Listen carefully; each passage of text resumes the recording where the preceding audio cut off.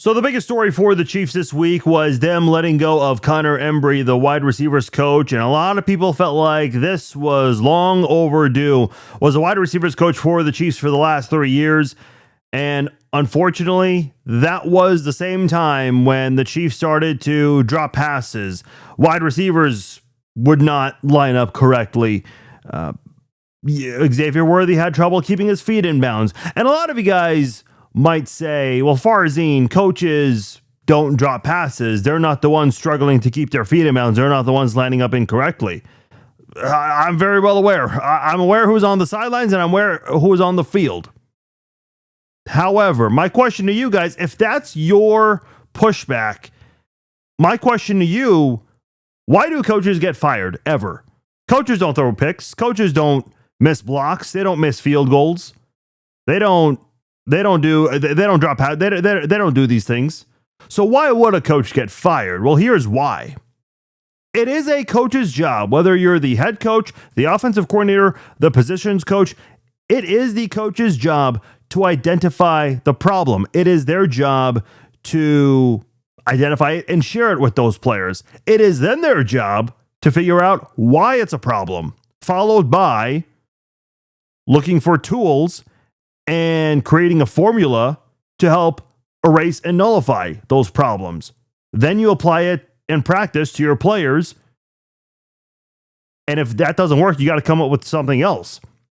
Do I think Matt Nagy, the offensive coordinator who is no longer under contract and is very likely not returning to Kansas City, do I think Matt Nagy and Connor Embree, who just got fired, try to address those things with the Chiefs, especially the drops?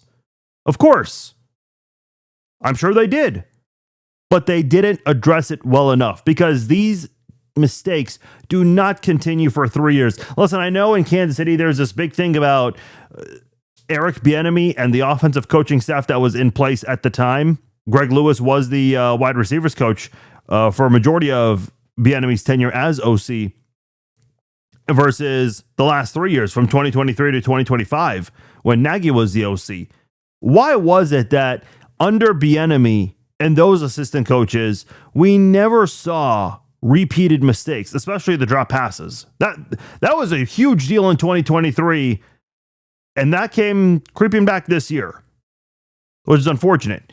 Now, that's not even the worst part of all of this. Nate Taylor of ESPN did a radio interview on 96.5 The Fan and revealed that there were wide receivers who got frustrated over time with Connor Embree. He also added that there's an argument to be made that DeAndre Hopkins, who was with the Chiefs for most of the 2024 season when they traded for him from Tennessee, he said there's an argument to be made that Hopkins and Travis Kelce were more impactful to the growth of the younger wide receivers like Xavier Worthy and Rashee Rice more than Connor Embree. That is really bad. That's not good. You never want to hear that. You never do. Listen, I've been podcasting about the Chiefs and also been blogging on and off over the years since 2007.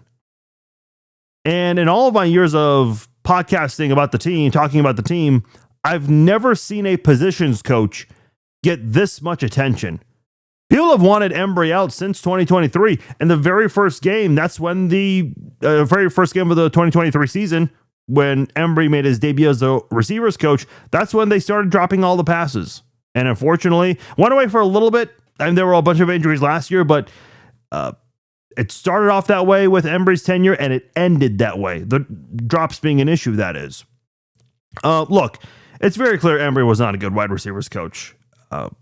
Now, like any coach, he deserves a second chance, and I think he'll one day get it, whether it's in the near future. Maybe he's got to wait a couple of years, go back to being a quality control coach. But a lot of people lately have mentioned that he came off as someone, and I know in his press conferences, he didn't seem like the most confident person. He didn't come off like a coach that was speaking.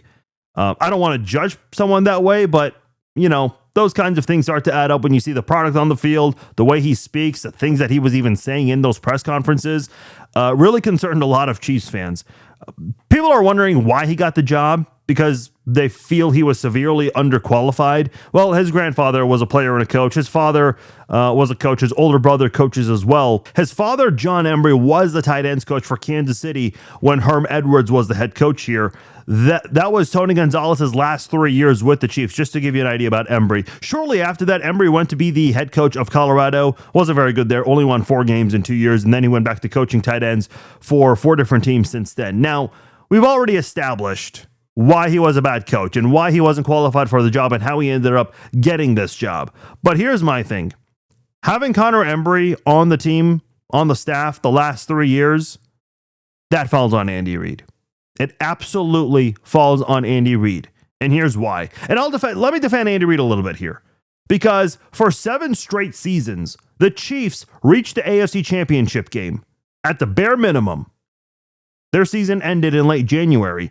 The last 3 years, prior to this year, of course, from 2022 to 2024, the Chiefs reached the Super Bowl, winning 2 of them, losing the last one. So their seasons for 7 consecutive years ended either in late January or in early to mid-February, depending on the date of the Super Bowl. So despite, being good for so long, one caveat to constantly finishing the season late 7 years in a row is that by late January and early February, most coaching staffs across the NFL and even college football are already formed and put together. So you're already at a disadvantage in trying to maybe find an ideal coach to bring in, because a lot of teams by then, their seasons are complete and they're already putting together their coaching staff. So I'll defend Andy Reid on that part a little bit.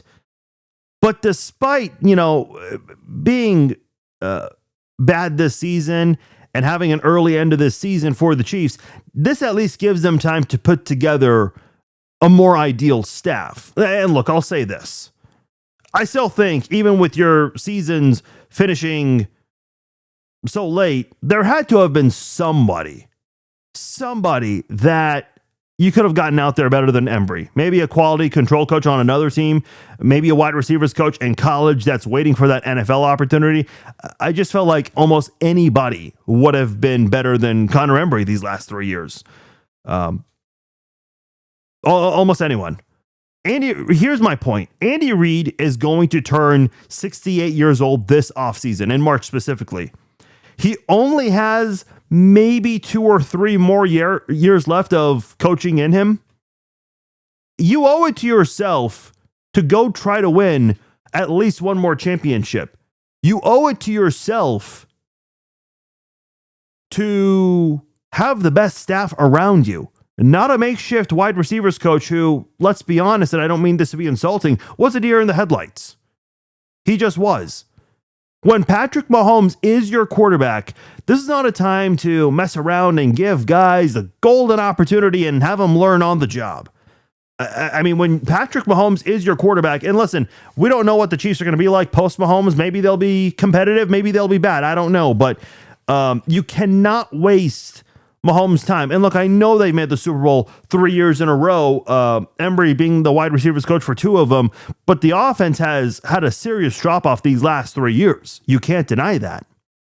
When Patrick Mahomes is your quarterback, you cannot waste his talent with a bad offense and really a bad coaching staff.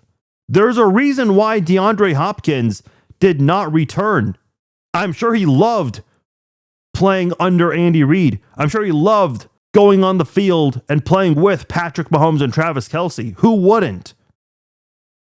But a guy like Hopkins, who is a future Hall of Famer, probably a first ballot Hall of Famer, and if he's not a first ballot, he'll get in shortly after that, I would hope. Why would you want to play for a guy like Connor Embree? That's probably why he didn't come back. I don't blame him. As much as I wanted him to come back, I don't blame him one bit.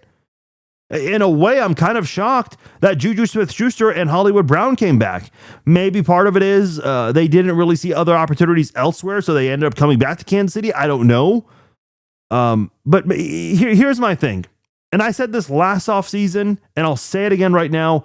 I truly believe that if you can bring back Hollywood Brown, Juju Smith-Schuster, and Tyquan Thornton, I really hope Tyquan Thornton comes back.